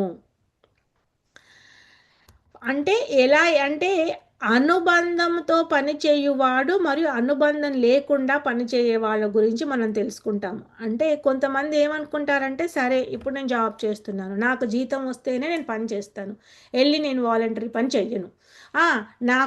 నేను ఈరోజు ఇది ఇక్కడ చేస్తున్నాను ఇంట్లో, సో వాళ్ళందరూ కూడా నన్ను గుర్తిస్తేనే నేను పని చేస్తాను, లేకపోతే నేను పని చెయ్యను. కమ్యూనిటీలో ఏదైనా చేయాలన్నా వీళ్ళందరూ కూడా నేనేం చేయాలనుకుంటున్నారో వాళ్ళు అర్థం చేసుకోవట్లేదు, కాబట్టి నేను చెయ్యను. అలాంటి మనస్తత్వంలో ఉన్నామనుకోండి, అప్పుడు ఎలా ఉంటుంది? సో కర్మ చేయకుండా మనం ఆపేసిన వాళ్ళం అవుతామన్నమాట. సో ఫలాశక్తి అంటే ఫలశక్తి అంటే ఆ ఫలా నుంచి వచ్చే ఆసక్తి ఎలాంటిది ఉండాలి అని అంటే, కర్మ ఒక పని చేసినప్పుడు దానికి ఖచ్చితంగా రిజల్ట్ వస్తుంది. ఆ రిజల్ట్ ఏదొచ్చినా సరే అది నేను భగవంతుడికే సమర్పిస్తున్నాను అనే భావనలో చేసేది భక్తుడు. కర్మ చేస్తూ ఫలితాన్ని కావాలి అనుకునేవాడు కర్మి అవుతాడు. ఆ కర్మి ఎలాంటిదంటే, నాకు ఎప్పుడూ కూడా మంచి ఫలితమే రావాలనుకున్నవాడు సకామ కర్ముడు అవుతాడు. అలాగే నాకు నేను కర్మ చేయడమే నాకు ముఖ్యము, నాకు పాపం వచ్చినా పర్వాలేదు వాళ్ళు అలాగే చెప్తారు అనుకునేవాడు వికర్ముడు అవుతాడు. సో మనం అందరం ఫస్ట్ ఏంటంటే ఆ వికర్మ స్టేజ్ నుంచి సకామ కర్మ సైడ్కి వెళ్ళాలి. సకామ చేస్తూ చేస్తూ భగవంతునికి అకామ సిద్ధిలో అని అంటే ఏం చెప్తారు అని అంటే, మనకి కర్మలు అనేటి ఎలా ఉంటాయి అని అంటే, అవి అంటే ఆ కర్మఫలాలు ఒక బీజము కూటములాగా ఎప్పుడు మనతో పాటు వస్తూ ఉంటాయంట. అంటే వాటికి అంటే అది ఎలా చెప్తారు అంటే సంచిత కర్మలు అంటారు. అంటే జీవి ఎప్పుడైతే తన కోరికలు, ఇప్పుడు మన స్థూల శరీరం, సూక్ష్మ శరీరం గురించి తెలుసుకున్నాం కదా. స్థూల శరీరం ఏంటి అని అంటే ఈ పంచభూతాలతో ఏర్పడిన శరీరం. సూక్ష్మ శరీరం ఏమిటి అని అంటే మనసు, బుద్ధి, అహంకారం. సో మన మనస్సు, మన బుద్ధి, అహంకారము ఇందులో ఏదైనా ఒక కోరిక ఉండిపోయింది అనుకోండి, అప్పుడు ఆ జీవికి మళ్ళీ కూడా ఆ కోరికను తీర్చుకోవడానికి ఈ స్థూల శరీరం అనేది ఇవ్వబడుతూ ఉంటుందన్నమాట. అది పీరియడ్. అది భగవంతుడు మనకి ఆత్మజ్ఞానంలో నేర్పించాడు. సో ఆ స్థూల శరీరాన్ని ఏర్పడడానికి, ఎలాంటి స్థూల శరీరము అంటే మానవ జన్మ సుదుర్లభ, మానవ జన్మే రావాలని అవసరం ఉండదు. ఏ 84 లక్షల జీవరాశుల్లో ఏదో ఒక జీవుల్లాగా వస్తాడు. కుక్క, పిల్లి, పంది, నక్క, ఏదో బర్రె, ఏదో ఒక దాంట్లో వస్తాడు.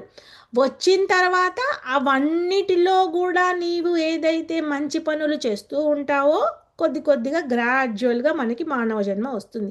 మానవ జన్మ వచ్చిన తర్వాత కూడా మనము ఈ ఏమంటారంటే ద్విపాద పశువులము అంటారు. అంటే మనకి రెండు కాళ్ళు ఉన్న పశువుల్లాగా మనం ప్రవర్తించకూడదు అంటారు.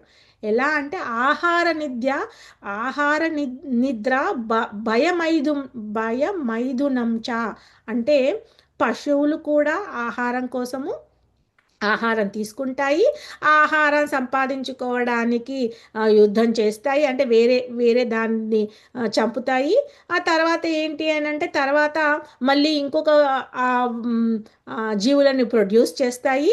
తర్వాత ఏంటంటే క్షీణించి మళ్ళీ చనిపోతూ ఉంటుంది. సో దానివల్ల అంటే మానవుడు చేసిన దానికి డిఫరెన్స్ ఉండాలి కదా. మానవుడిని సృష్టించడానికి తన మేధాశక్తిని ఉపయోగించుకోవడానికి మానవుడిని సృష్టించాడు. కానీ మానవుడు ఆ మేధాశక్తిని ఎలా ఉపయోగించుకుంటున్నాడు, తన స్వార్థానికి ఉపయోగించుకుంటున్నాడు అనే విషయాన్ని గమనించినంత కాలము భౌతిక శరీరంలోనే ఉండిపోతాడు. ఓకేనా. సో భౌతిక శరీరంలో నుంచి బయటపడాలి అంటే ఆధ్యాత్మిక శక్తి గురించి తెలుసుకోవాలి. ఆ ఆధ్యాత్మిక శక్తి స్పిరిచువల్ అవేకన్ అని అంటారు.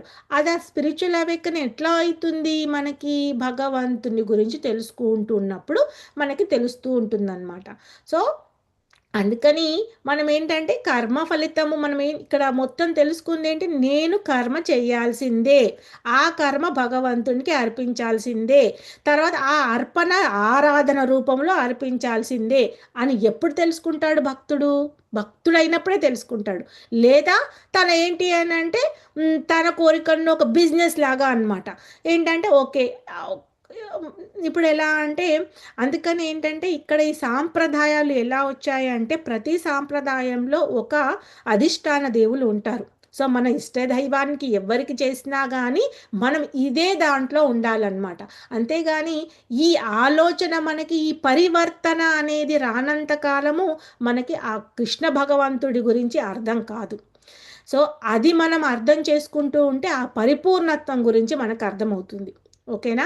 అందుకని ఇక్కడ భగవంతుడు ఏం చెప్తున్నాడంటే ఆసక్తి లేకుండా నీవు పని అంటే ఫలాసక్తి లేకుండా పని చేయడం అనేది ఒక చక్కని ఉదాహరణ అని చెప్తున్నాడు. ఓకేనా. సో ఒక 5 minutesలో మనం ఇంకా ఈ 4 శ్లోకాలు కూడా చదివేసుకొని ముగిద్దాం. సో ఇంకా ఏం చెప్తున్నాడంటే విద్యుక్త ధర్మపు ఫలముల ఎడ ఆసక్తిని కలిగిన పామరులు మనస్సు కలతపడినట్లుగా విధ్వంసుడు వారిని కర్మ మానుమాని ప్రేరేపింపరాదు. అట్లు కాక అతడు భక్తిభావంతో నురరించుచు కృష్ణ చైతన్యం నందు క్రమముగా పురోభివృద్ధిని పొందుటకై వారిని వివిధ కర్మల యందు నిమగ్నలను చెయ్యవలను. తర్వాత ఇది చాలా ఇంపార్టెంట్. సో ఏంటి అని అంటే ప్రకృతే క్రియమానాన్ని గుణై ప్రకృతి సర్వసహ అహంకార విమూఢాత్మ కర్తాహం ఇది మన్యతే. అంటే ఏమవుతుందంటే మిథ్యాహంకారుడైన వ్యక్తి సకల కర్మలకు తానే కర్తనని అనుకుంటాడు. అంటే అహంకార ప్రభావం అంటే ఇప్పుడు చాలా మట్టుకు ఏమనుకుంటాడు అని అంటే చాలా కష్టపడి ఏదో ప్రమోషన్ వచ్చినా కానీ ఇంకా ఏదో వచ్చినా కానీ నేను కష్టపడ్డాను, నేను చేశాను కాబట్టి నాకు వచ్చింది అనే అహంకారంలో ఉండిపోతాడనమాట. దాన్నే ఫాల్స్ ఈగో అంటారు. అంటే ఏం చెప్తున్నారు అనంటే, నీకు ఆ ప్రకృతి అనుకూలంగా ఉంది. అంటే ప్రకృతి ఎవరి మాట అలా ఉంది? ఆమె యోగమాయలాగా భగవంతుడు నీకు ఆ వనరులను ఇవ్వడానికి తన హ్మ్. హెల్ప్ చేశారు. మనం ఏం చేయాలి అనంటే, మనం చేసే వరకు చెయ్యాలి. తర్వాత భగవంతుడి పైన వదిలేయాలి. అప్పుడే మనకి దాని గురించి కరెక్ట్‌గా అర్థమైనట్టు. లేదా నువ్వే చేశావు అన్నప్పుడు దాని ఫలితం కూడా నువ్వే అనుభవించాల్సొస్తది. సో, అందుకని ఇక్కడ మనకి చెప్తున్నారనమాట. ఏంటంటే, అహంకార ప్రభావంచే మోహితుడైన జీవాత్మ వాస్తవంగా ప్రకృతి త్రిగుణములచే నిర్వహింపబడుచు కర్మలకు తానే కర్తగా భావించును. హ్మ్. సో, ఈ ప్రకృతి ప్రభావాలు ఈ 3 గుణాల గురించి ఏమని తెలుసుకున్నాము?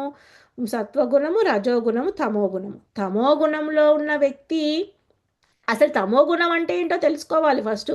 తమోగుణంలో ఉన్న వ్యక్తి ఆ రజోగుణం వైపు ప్రయాణించాలి. రజోగుణంలో ఉన్న వ్యక్తి సత్వగుణానికి రావడానికి ప్రయత్నించాలి. సత్వగుణం వచ్చాక విశుద్ధ సత్వం గురించి తెలుసుకొని భగవంతుడి వైపు వెళ్ళడానికి ప్రయత్నించాలి.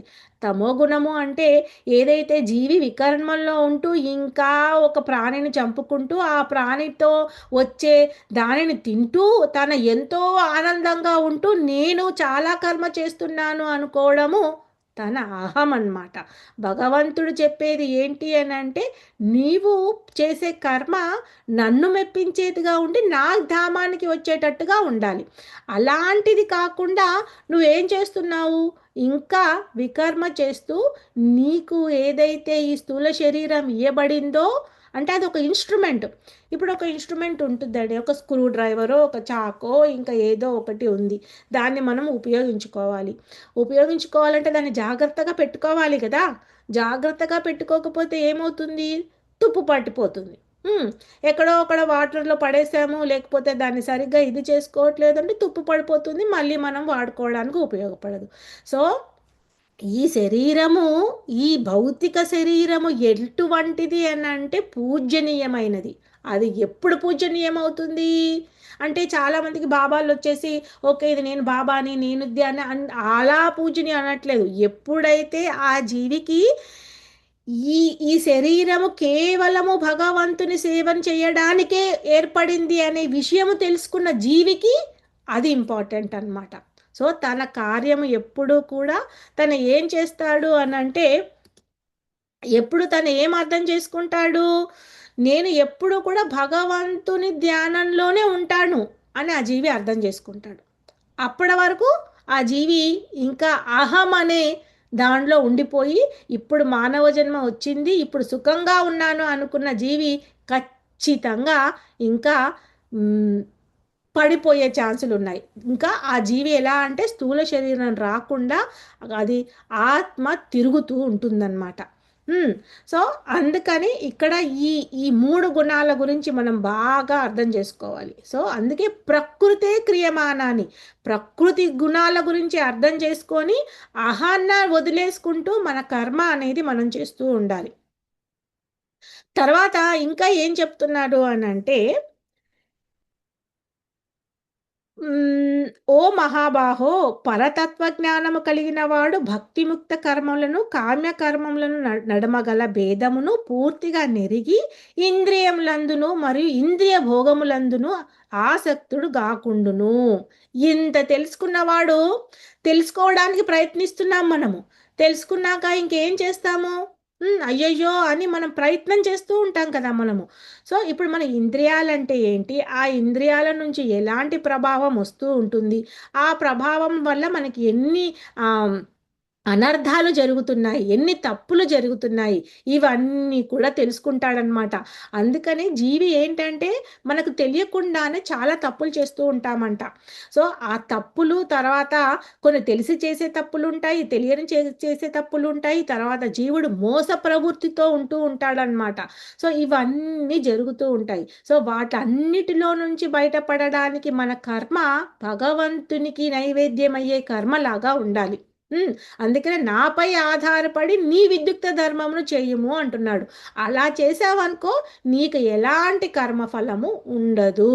సో, భక్తుడికి, ఒక కర్ముడికి, జ్ఞానుడికి ఉన్న తేడా ఇది. అంతేగాని జీవులు ఎలా చేసేసారు అంటే నీ సంప్రదాయము నీ దేవుడు, నా దేవుడు నీ దేవుడు, నీ ఈ పూజ నా ఆ పూజ, నా ఈ సంప్రదాయంలో ఇలా చెప్పాడు, ఆ సంప్రదాయంలో అలా చెప్పారు. అదంతా చెప్పలేదు. భగవంతుడు ఏం చెప్పాడు? నీవు తత్వాన్ని నేర్చుకో. నేను స్వయంగా భగవానుడు ఏం చెప్తున్నాడు? ఈ భౌతిక శరీరము నాది. నేను నీకు ఇవ్వబడ్డాను. నేను ఇచ్చాను. ఎలా ఇచ్చాను? నీ స్థూల శరీరంలో నుంచి నువ్వు నీలో ఉన్న ఈ అహాన్ని తీసేసి సూక్ష్మ శరీరాన్ని క్షీణించుకొని నీ ఆత్మ పరమాత్మలో కలవాలి అనే ఉద్దేశంతో నీకు స్థూల శరీరాన్ని ఇవ్వబడింది. ఆ స్థూల శరీరాన్ని నువ్వు ఉపయోగించుకోలేదనుకో, అప్పుడు నీకేమవుతుంది అనే విషయాన్ని ఖచ్చితంగా చెప్పకనే చెప్పేస్తున్నాడు అనమాట. ఓకేనా? సో ఇక్కడ అందుకని ఏం చెప్తున్నా అంటే భౌతిక ప్రకృతి త్రిగుణములచే మోహితులైన అజ్ఞానులు భౌతిక కర్మల యందు పూర్తిగా నిమగ్నులై ఆసక్తులై ఉందురు. కర్మ యొక్క అజ్ఞాన కారణమున ఆ కర్మలు అధమములైనట్టివని జ్ఞానవంతుడు వాటిని కలత పెట్టరాదు. సో ఇంకొకటి ఏంటి అని అంటే మనము బలవంతంగా ఏది చేయకూడదు డివోటీస్. మన ప్రవృత్తి అని అంటే ఇంక్లినేషన్ అంటారు. సో స్వతహా ఒక ఇంక్లినేషన్తో మన జన్మ అనేది ఏర్పడుతుంది. ఆ జన్మ అంటే ఈ స్థూల శరీరాన్ని తీసుకుంటుంది. అంటే సోలు ఒక స్థూల శరీరాన్ని తీసుకుంటుంది. అంటే ఒక గ్రాస్ బాడీని తీసుకుంటుంది. సో అందుకని మళ్ళీ మనము ఆ ప్రవృత్తిని మార్చుకోలేదనుకోండి, అప్పుడు ఆ ప్రవృత్తి మళ్ళీ ఇలాంటి ఎన్నో కర్మలని పాప కర్మలను చేస్తూ ఉంటుందన్నమాట. అందుకని పాప కర్మలంటే ఏంటో తెలుసుకోవాలి. ఆ ఏవైతే ఈ శరీరానికి తీసుకున్న ఏదైతే విషయం ఉందో ఆ విషయం గురించి తెలుసుకోవాలి. అంతేగాని ఇంకా చాలా ఎజిటేషన్‌లో ఉంటూ, ఇంకా ఎన్నో కోపతాపాలతో ఎంతో జీవితాన్ని వ్యర్థం చేసుకుంటూ, మన జీవితంలో చేయవలసిన పనులు ఎన్నో ఉన్నాయి. ఎన్నో జీవులను ఇంకా భక్తి మార్గంలో తీసుకువెళ్ళాలి. ఈ భక్తిని గురించి చాటి చెప్పాలి. భగవంతుని ధామానికి తీసుకువెళ్ళాలి అనే విషయాన్ని ఎప్పుడైతే భక్తుడు గమనిస్తాడో తన తన తన ప్రయాణం అంతా కూడా ఆ భగవంతుని చేతిలో ఉండిపోతుందన్నమాట. సో అందుకని చెప్తున్నాడు, నాపై ఆధారపడి నీ విద్యుక్త ధర్మం చెయ్యును. అది భగవద్గీత యొక్క ముఖ్య ఉద్దేశం. చాలామంది భగవద్గీత ఎలా అనుకుంటారు అంటే, ఈరోజు నేను 4 శ్లోకాలు చదివాను. 4 శ్లోకాలను కంఠస్థం చేశాను. 4 శ్లోకాలను ధారాళంగా చదువుతున్నాను. పరివర్తన ఏమొచ్చింది? పరివర్తన ఏమిటి అంటే భగవద్గీతలో భక్తుడు చెప్పేది, భగవద్గీత కేవలము భక్తుని దగ్గర నుంచే వినాలి అనే విషయాన్ని మనము తెలుసుకోవాలి.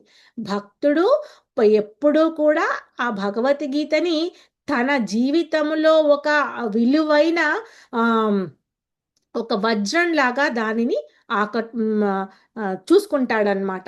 సో ప్రతిరోజు కూడా దానిని ఆచరణలో పెడుతూ ఉంటాడు.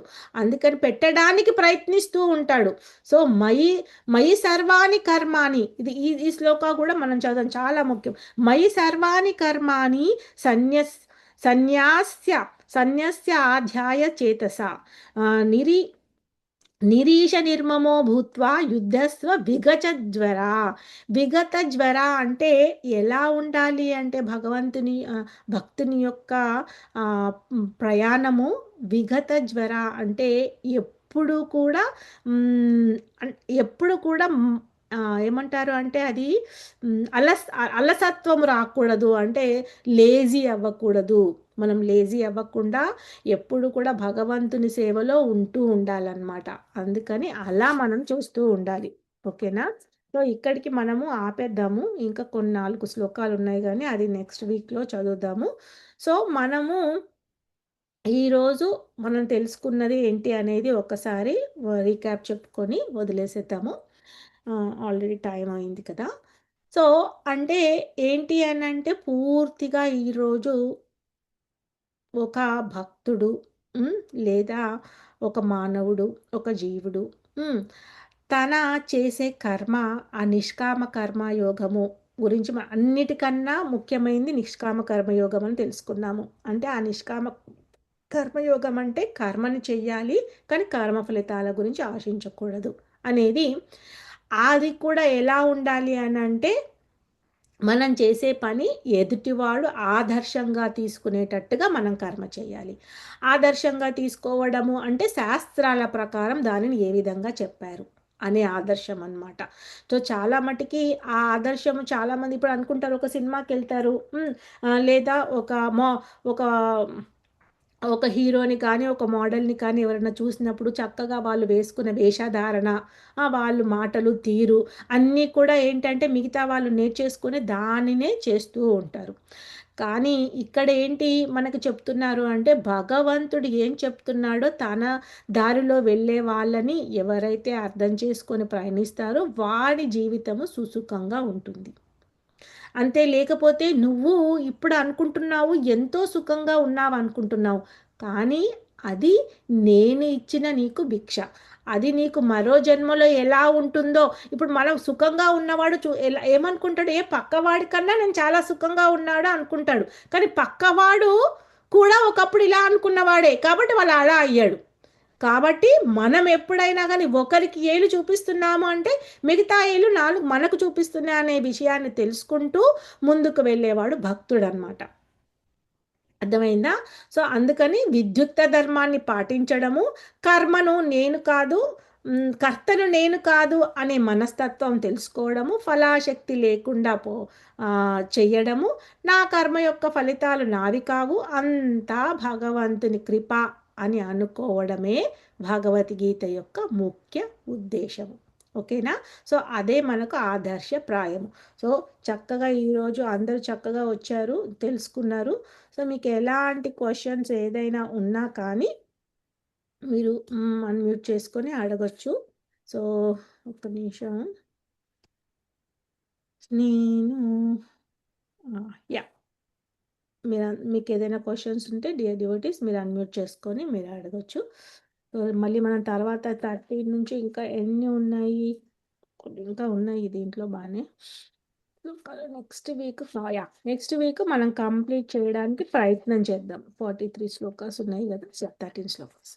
సో విల్ సి, మనం ఇంకా 13 శ్లోకాలు నెక్స్ట్ వీక్లో కంప్లీట్ చేయడానికి ఈ చాప్టర్ని ప్రయత్నం చేద్దాం. కానీ కర్మయోగం చాలా ఇంపార్టెంట్.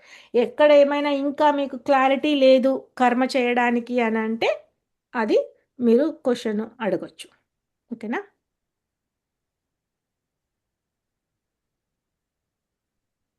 మధ్యలో ఎవరో అన్మ్యూట్ చేశారు, చాలా కొద్దిగా డిస్టర్బెన్స్ వచ్చింది. బట్ మ్యూట్ చేసుకొని ఉండండి, సో దట్ మనం రికార్డ్ చేస్తున్నాం కదా, మళ్ళీ కష్టం అవుతుంది. హరే కృష్ణ మాతాజీస్, మీ క్వశ్చన్ ఉందా ఏమన్నా? ఏం లేదా?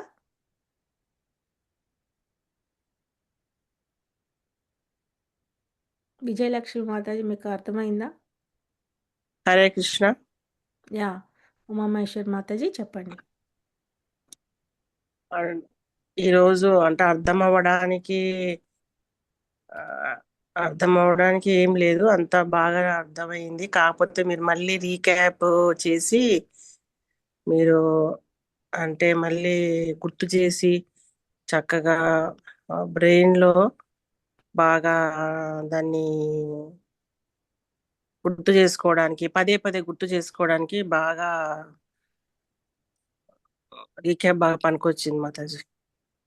Thank you Mataji. ఎందుకంటే ఆ, మనము రోజుకో వీక్ ఒక చాప్టర్ కంప్లీట్ చేసుకోవచ్చు, కానీ కంప్లీట్ చేయడానికి, పూర్తి చేయడానికి కాదు కదా, దానివల్ల మనం ఏం నేర్చుకుంటున్నాము అని పదే పదే రీక్యాప్. ఎందుకంటే మనకి ఎంత గుర్తుంది, దానిని మనం ఎంతగా అర్థం చేసుకున్నాము, దానిని ఎంత ప్రయత్న రూపంలో మనం దాన్ని చేస్తున్నాము. విన్నేసామో, చాలామంది అనుకుంటాము బొక్కు చదివేసాము, మాకు అర్థమైపోయింది, భగవద్గీత మొత్తం తెలిసిపోయింది అని. కానీ తెలుసుకున్నాక మనం నెక్స్ట్ కార్యరూపంలో దానిని చేస్తున్నామా, కార్యరూపంలో చేసిన తర్వాత దానిని మనము ఆదర్శప్రాయంగా చేస్తున్నామా, ఆదర్శప్రాయంగా చేస్తూనే కూడా మళ్ళీ మన మనస్సులో ఆ సూక్ష్మ శరీరం ఏదైతే ఉందో సెటిల్ బాడీ క్షీణించడానికి ప్రయత్నిస్తున్నామా, లేకపోతే ఇంకా ఆ సెటిల్ బాడీ అలాగే ఉండడానికి ఇంకా మనం చేసే కర్మలు ఉన్నాయా? సో మనకి అందుకని ఎప్పుడైతే జీవి ఎయిత్ చాప్టర్కి వెళ్ళినప్పుడు చాలా బాగా తెలుసుకుంటాం మాతాజీస్. ఎందుకంటే మనకింకా ఇదంతా ఇప్పుడు మనం ప్రయత్నం చేసేది అంటే చివరి కాలంలో కూడా భగవంతుని సేవలో ఉండి మనలో ఉన్న కోరికలన్నీ తీరిపోయి తర్వాత ఆ కోరికలన్నీ తీరిన తర్వాత ఎలాంటి ఒక గష్ అంటే తెలుగులో అదే ఎలాంటి అంటే గష్ అంటే ఏమంటారు మాతాజీ ఒక ఆమ్, మ్మ్. చాలా గట్టి కోరికతో ఉండిపోతారు కదా ఇంకా వాళ్ళు తీరకుండా ఆ ఆత్మకంట శరీరం దొరకకుండా కొట్టుకుంటూ ఎన్నో ఏళ్ళు అయిపోతుంటుంది. అందుకని శరీరం వచ్చింది మనకి, శరీరం వచ్చింది, మన అందరం కలిసి భగవద్గీత వింటున్నాము, ఆత్మజ్ఞానం గురించి తెలుసుకుంటున్నాము, భగవంతుని ధ్యానాన్ని వెళ్తున్నాము అన్నప్పుడు ఇంకా ఇప్పుడు చేయాల్సింది ఏంటి అంటే అడ్డంకులను తీసేయడమే. సో ఏది అడ్డంకి వచ్చిందా దానిని తీసేయడమే. తీయడానికి గట్టిగా కోరుకోవడం. కోరుకోవడము అంటే తీయలేకపోతాం, మనం అనుకుంటాము కానీ తీయలేము, ఎందుకంటే ప్రకృతి అంత బలంగా పనిచేస్తూ ఉంటుంది. అందుకని అప్పుడు మనం ఏం చేయాలి అంటే ప్రార్థన, ఒక ఒక ప్రార్థన చేస్తూ, అది కూడా ఎలాంటి భాగవతుల ప్రార్థన అంటే వైష్ణవుల ప్రార్థనలతోనే మనకి ముందుకు వెళ్ళగలుగుతాం అన్నమాట. ఆచార్యుల ప్రార్థనలతోనే కృప, ఆ కృపతో మనం ముందుకు వెళ్తాం. సో ఇప్పుడు మన గీతా ప్రవాహము ప్రవహిస్తుంది అంటే వాళ్ళ కృప మన పైన ఉంది అన్నమాట. సో మనం అర్థం చేసుకోవడానికి మనకు కొద్ది కొద్దిగా తెలుస్తుంది అంటే భగవంతుడి కృప, ఆచార్యుల కృప మన పైన ఉంది అని తెలుసుకోవడం. సో కానీ మనం ప్రయత్నం ఆపకూడదు. కష్టాలు వస్తాయి, చేస్తున్నాము అనే అహం అడ్డం వస్తూ ఉంటుంది. ఎందుకంటే ప్రకృతి పని ప్రకృతి చేస్తుంది, కాలం పని కాలం చేస్తుంది. మన జీవి గట్టిగా నిలబడాలి. గట్టిగా నిలబడి ఎప్పుడైతే ప్రయత్నం చేస్తూ ఉంటామో సూక్ష్మ శరీరం ఖచ్చితంగా నాశనం అవుతుంది, ఆత్మ పరమాత్మతో కలుస్తుంది అనే విషయము ఎంతోమంది నిరూపించారు, జరిగింది. కాబట్టి మనం ప్రయత్నం చేయడం అన్నమాట. మనలో ఉన్న ఆవేదన, గష్ అంటే అది ఆ ఆవేదన ఏదైతే ఉందో దానిని పూర్తిగా నిర్మూలించాలి. అది. సో ఏది కూడా పెట్టుకోకుండా మన అన్ని నిర్మూలించుకుంటూ ఒకటి ఏదైనా ఉంటే దానికి భగవంతుని ముందు పెట్టినప్పుడు దానికి దారి చూపిస్తాడనమాట. సో ఆ విధంగా అది తొలగిపోతుంది. ఓకేనా? సో మీరు ప్రయత్నం చేయండి మాతాజీ. మీరు ఎవ్రీ వీక్ వింటారు, మీరు మళ్ళీ మళ్ళీ చేస్తారు. సో మీరు అది అలాగే చేస్తూ వీటన్నిటికీ ఏంటంటే ప్రసాదం తీసుకోవడము, నామస్మరణ చేయడం. మీరు ఏం నామస్మరణ చేస్తారో చెయ్యండి, కానీ భగవంతుని ధ్యానంలోనే ఉండడానికి ప్రయత్నం చేయాలి. ఎందుకంటే ఆచార్యులు అందరూ కూడా చేసిన తర్వాతే కేవలము ఆ కృష్ణనామాన్ని మనమే ఎప్పుడు ఈ నాలుక ద్వారా 24/7 చేయగలము. మిగతావి ఏది చేసినా మనం అంత చెయ్యలేకపోతాము, ఈ ఇంద్రియాలు చెయ్యనివ్వవు. సో అందుకని కృష్ణనామం శ్రేష్టమని చెప్తారు. ఓకేనా? So yeah. ఓకే మరి. ఇంకెవరికైనా ఏదైనా క్వశ్చన్స్?